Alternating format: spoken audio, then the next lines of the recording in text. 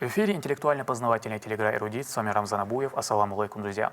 Сегодня у нас гости из 143-го столичного детского сада, заместитель заведующей по воспитательно-методической части Мариам Дадахаева и воспитательница Мата Куркаева. Маршалши. Для начала я хотел бы задать вам несколько вопросов по поводу вашей работы, Мат. Какие плюсы для себя вы выделяете в своей работе? Дедик Хелмасира. Вообще-то работа с детьми — это очень интересная работа. Дети — это чудо как бы, и сами родители даже не знают, насколько они интересны. Вот и видеть со стороны, смотреть, как они взрослеют, как они меняются, с какой искренностью они воспринимают все, что вы делаете для них, все, что вы пытаетесь в них вложить. И вот их жизнерадостность, все это приносит большое удовольствие, большую радость. Мариам, а какой у вас функционал? Заместитель заведующей по учебно-воспитательной части, вообще по работе, занимается методической работой и организует весь образовательный процесс в детском саду. Вообще он же есть методист. А в детском саду методист курирует работу воспитателей. Вот, и, естественно, обязанность включается у методиста, это чтобы контролировать работу воспитателей, также всех педагогических работников, логопеда, психолога, музыкального руководителя. Также составление занятий, расписаний, проверка планов, воспитательной работы, проведение мероприятий, открытых занятий. Нелегкая работа. Да, много чего интересного. Да. Если вы готовы, давайте мы перейдем к игре. У нас 10 вопросов и 3 подсказки, из которых вам необходимо выбрать оптимальный для вас 2. Это 50 на 50, право на ошибку и звонок другу. Что выберете? Скорее всего, я думаю, звонок другу выберем. 50 на 50, как ты думаешь? В самом начале или вообще было? Нет, вообще было. Так, звонок другу и 50 на 50. Да. На самом деле, звонок другу обычно мало кто выбирает. У нас есть кому позвонить. Это очень даже круто. На всякий случай, да. Только телефон, номер, Это вообще не проблема. И наш первый вопрос звучит так. Почему на чеченской свадьбе невесте на руки дают мальчика? Во имя мира во всем мире, чтобы жизнь медом не казалась, для счастья, чтобы первенец был мальчиком. Какой интересный вопрос. Так. Было бы, Прям конечно, хорошо, да, во имя мира и во всем мире было бы. Ответ, конечно, очевиден. И какой же он? Как наши все сразу любят первый, когда мальчик рождается в семье, это первенец все-таки, поэтому ответ Д. Ответ Д. Невесте дают на руки маленького мальчика в качестве безмолвного пожелания, чтобы у нее первенец был мужского пола. Это абсолютно верный ответ. Второй вопрос. Скольких поколений своих предков должен знать каждый чеченец? 2, 5, 7, 9. Это тоже, Марьям, наверняка ты тоже знаешь. Да, знаем. Вообще это... По-моему, даже есть, говорят взрослые, даже есть семьи, в которых и 15, и 24 предков должны знать имена. Но вот у нас принято. Да, 7 обычно. Как надо знать 7 имен своих дедушек, и чтобы поколение. Это, по-моему, это связывает все кровное родство. Через 7 поколений, по-моему, обновляется кровь. Поэтому, говорят, должны знать обязательно 7 поколений. Получается ответ С. Ответ С. Каждый чеченец должен знать имена своих 7 предков и название тейпа еще. Это абсолютно верный ответ. Вообще, институт родства чеченцев – это феномен, на котором построены правила жизни, адаты. Они помогли народу выжить и давать сильное потомство. И обычаи знания имен предков до 7-го колена сохранился и до наших дней.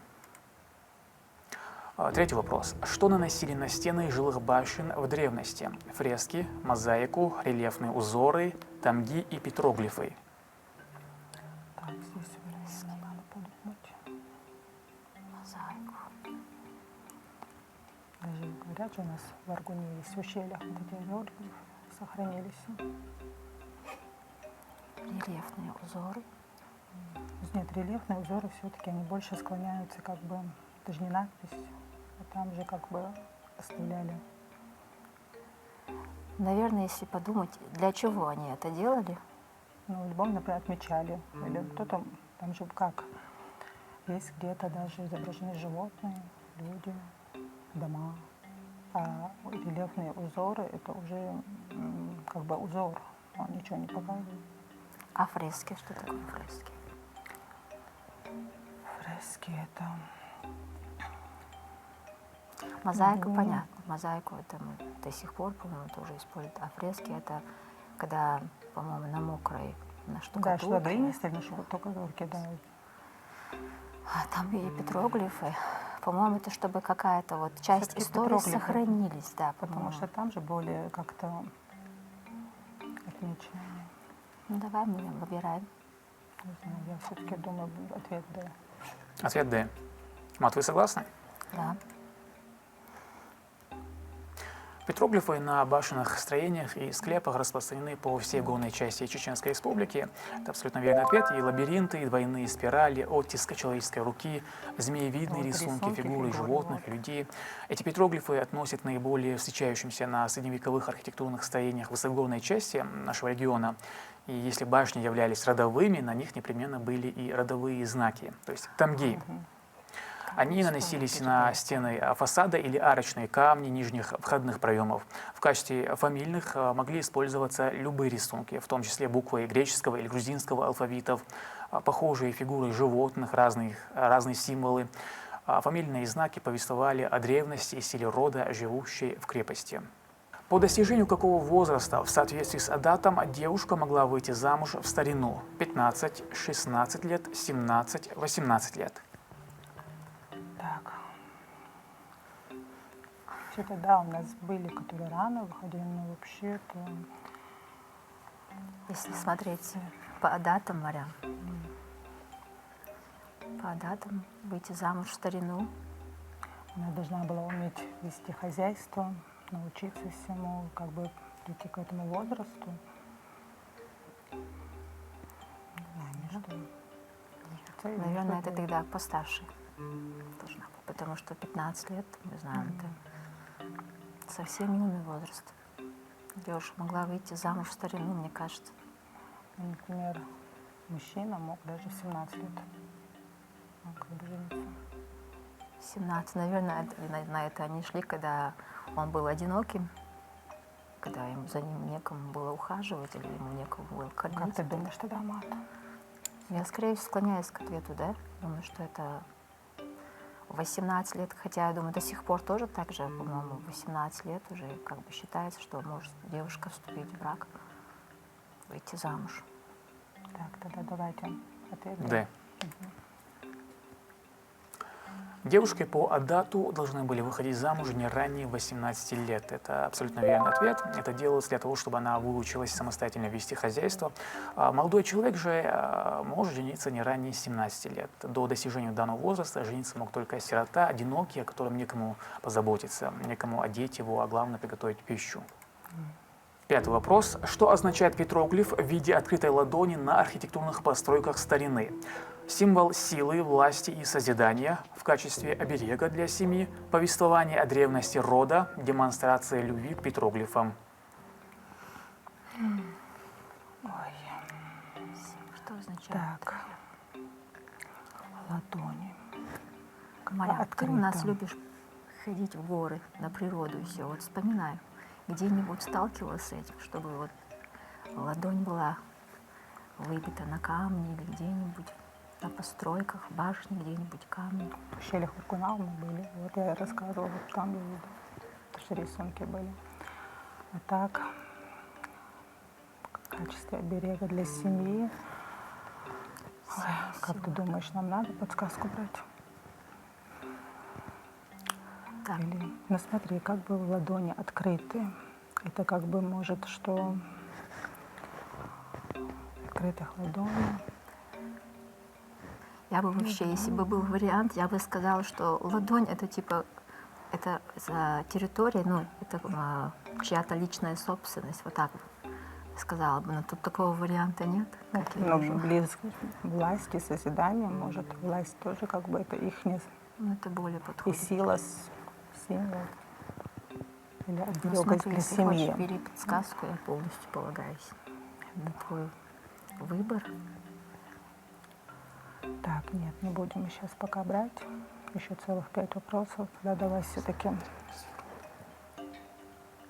То, что говорит Марта, я соглашусь с ней. Ответ А. Ответ А. Петроглиф в виде открытой ладони имеется почти на всех чеченских боевых башнях. Отображение руки человека считалось символом силы, власти и созидания. Это абсолютно верный ответ. Кроме того, одним из символов ладони было владение имущества. То есть отпечаток ладони, вероятно, был древнейшим прообразом я личной так печати сказала. владельца.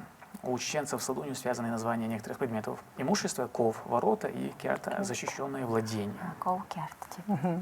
Коукерту. И шестой вопрос. Кого или что хранили в древности вместе с умершим в одной могиле? Супругу, коня, кошку, слугу.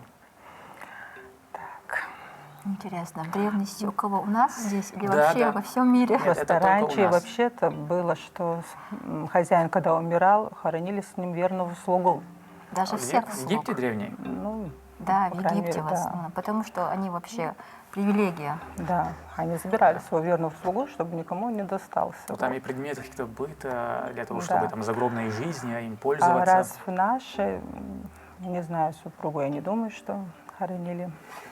Уж Ну, откуда точно. знать древности там, что? Я не думаю, что с ним. Почему, Мария? Может, супруга тоже там приготовит что-то? Не знаю. 100%.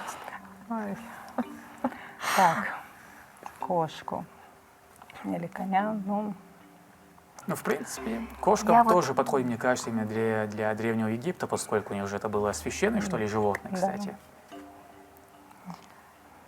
Вот эти фараоны, да, Ну, вот конь они же верный. брали, да, я знаю, что с ними хоронили, вот по истории, которую мы читаем, древности Египта, все, с ними всех слуг хоронили.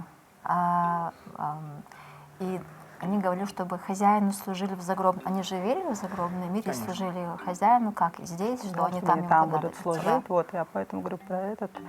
А вот как бы А здесь, если говорить про нашу Ну. этику, про нашу историю, про нашу веру, то, как говорят, оружие и конь — верные друзья воина.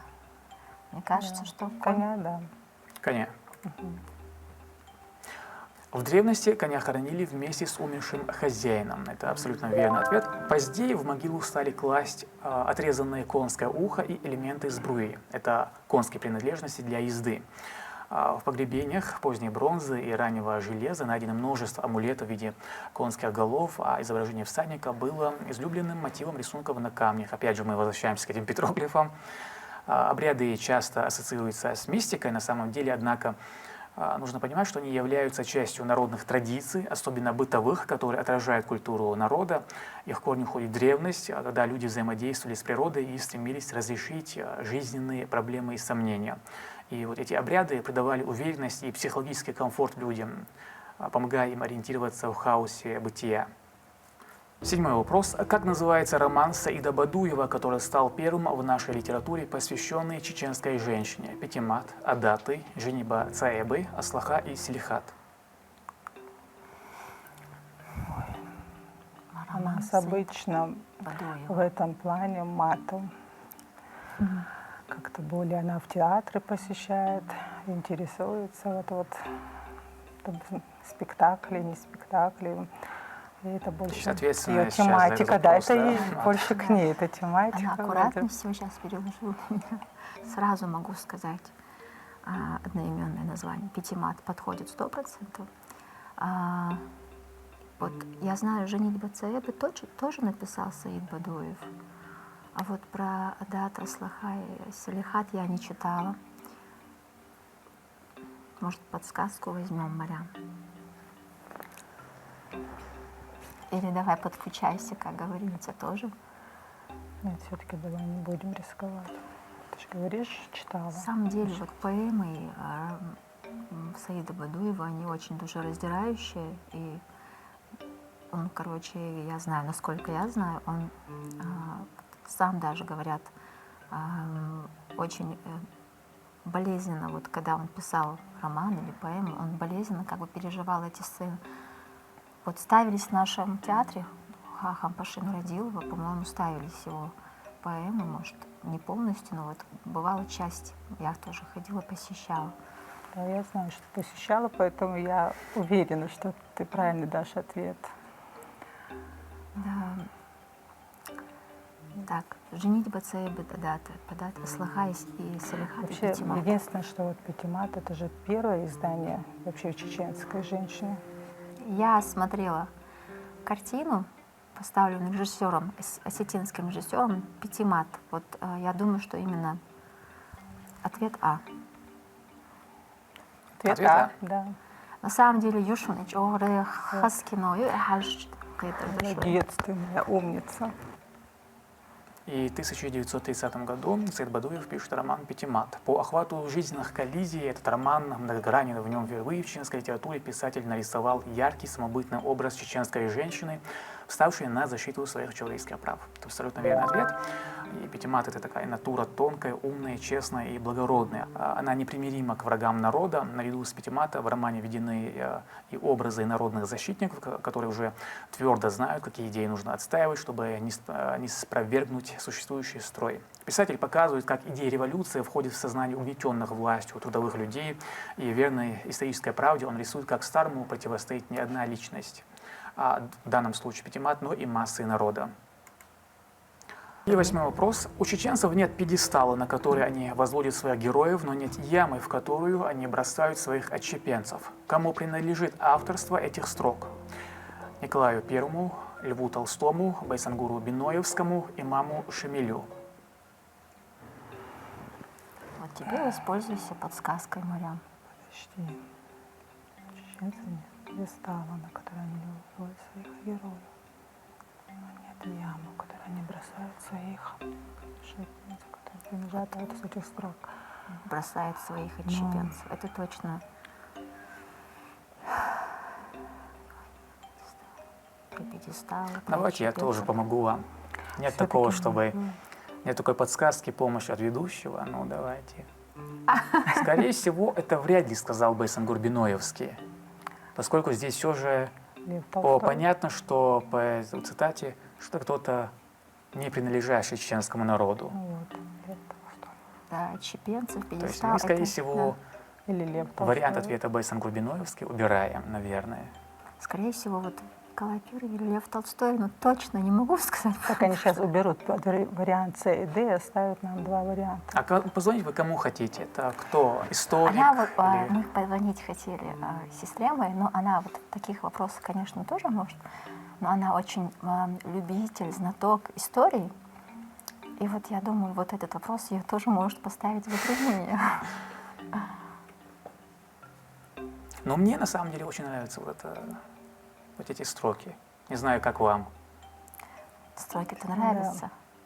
Их можно присвоить, по-моему, любому из перечисленных. Почему-то я не знаю, у меня лежит душа на Лев Толстой. Но Давай.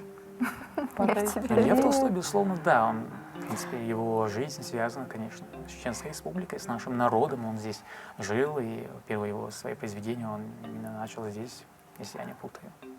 Давай рискнем. Он мог, в принципе. Но у вас есть две подсказки. Почему рисковать? У Зачем нас еще рисковать? два вопроса. А чем Ну дальше, да, тем а вы сложнее. же можете не услышать. Сейчас он и намекает, что мы сейчас проиграем. Лев Толстой Ватсундала. Так, у Николай чеченцев Первый нет точно. пьедестала, на который... Марьям, Маш. давай выбирай подсказку. Ладно, любую. давайте 50 на 50. Вот сколько. 50 на 50. Да. Выберите два неверных варианта ответов. И у вас остается А и Д. Айдай, имам Шамиль, Николай Первый. Давайте тогда имам Шамиль, Марьям. Все. Николай Первый сразу точно отпадает. Имам Шамиль. Да. Эти слова имама Шамиля наиболее полно иллюстрируют природу чеченского общества, ее законы и принципы. Абсолютно верный ответ. Ура. И Мы смогли. 9-й вопрос. Кто сыграл роль Амана в комедии «Загадка кубачинского браслета»? Альбединиев, Муса Дудаев, Дагун Амаев, Ахьят Гайтукаев. Вот когда я читаю, вижу все имена знакомые, вот, но чтобы вот именно в каком Где кто сыграл роль, я вспомнить не могу, если честно, и вот по памяти не могу определить. Сейчас бы нам эта подсказка не помешалась. 50 на 50. А второй раз нельзя воспользоваться? Как раз, потому что у меня склоняюсь Альви Дениев, Ахят Гайтукаев. Я не знаю, вот почему-то у меня между этими двумя. И Давай тогда я тоже больше склоняюсь к ответу, да? Аят Гайтукаев. На этом и сойдемся, как говорится. Д. да. Роль Амана сыграл Ахят Гайтукаев. Это верный ответ. Чеченский актер, один из ведущих Много. артистов Чечено-Ингушского драматического театра имени Ханбашина Радилова и лауреат Государственной премии РСФСР, народный артист Чечено-Ингушской АССР. И вот эта загадка кубачинского браслета — это советский фильм 1982 года режиссера Рафаэля Гаспарянца. И лирическая комедия по мотивам автобиографической повести писателя Ахмедхана Абубакара «Браслет с камнями». Просто С камнями. чудо. Камнями. Просто повезло. Камнями. И 10-й вопрос звучит так. Когда состоялось сражение на реке Валерик? В 1830 году, в 1835, 1840 году и 1845 году. Я думаю, Валерик — это, в принципе, я думаю, знаменитое название по Река Валерик. стихотворению Лермонтова. Звонок другу давай возьмем. Моя подсказку. Потому что здесь уже очень сложно ответить. Мы тогда воспользуемся подсказкой. Подсказка Звонок другу. да.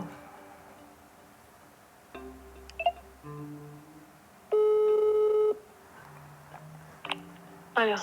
Айшат, добрый день, Дарик Дуэл. Это Да, я ведущий телеигры «Эрудит», у нас ваша сестра Мата, и у нее 10-й финальный вопрос. Она воспользуется подсказкой «Звонок другу». Можете ей помочь? Да, могла. Все, я сейчас передаю телефон. Айшат, вопрос. Когда состоялось сражение на реке Валерик? Варианты. А. В 1830 году. Досрочный пойдет? Ну, хотя бы послушать Захас. Зачитать. Ладно. Вариант А. В 1830 году. Вариант Б. В 1835 году. Вариант С. В 1840 году. И вариант Д. В 1845 году. Сражение на реке Валерик. Это было лето. Лето, июль месяц 1840 года. Вот, знаток истории сразу может там... Настолько там было кровопролитное сражение, что даже реку говорят, из-за того, что она была красной от крови, ее назвали Валерик. Все. Я Спасибо. про это тоже слышала. И доверитесь ли вы подсказке сестры? Она у нас любитель истории, знаток истории. Она вот любит очень. Я думаю, она сказала правду. Думаю, я ей полностью доверяю. Ответ Марьям, С. если ты... Я тоже, да, конечно. Сражение на реке Валерик произошло 11 июля 1840 года во время Кавказской войны, примерно в 39 километрах юго-западнее крепости Грозная. Это абсолютно верный ответ. Это одно из самых известных сражений Кавказской войны, благодаря стихотворению участвовавшего в бою поэта Михаила Лермонтова. В этот период он был в ссылке у нас. Спасибо сестре. И вы абсолютный победитель, я вас поздравляю. Небольшие подарки вам.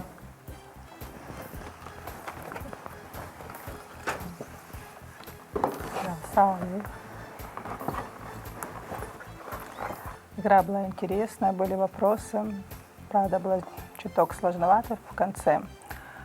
Но, честно говоря, с годами очень тяжело бывает запомнить, по крайней мере, в моем плане. На последний вопрос я прям была между 35-м годом, но с подсказкой сестры, потому что она помогла, выручила.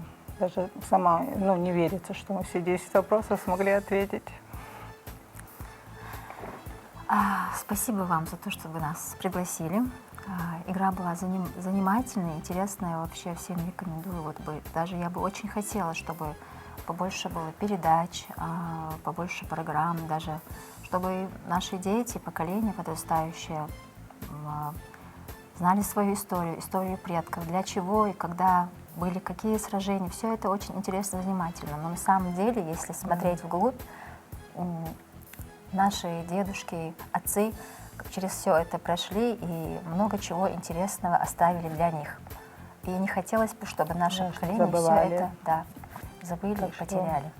Мариам, Мата, я рад, что вы приняли приглашение, пришли. Горд, что вы победили. Дала дала тупелщи. Это была интеллектуально-познавательная телеигра «Эрудит». С вами был Рамзан Абуев, Адикел Маршайл.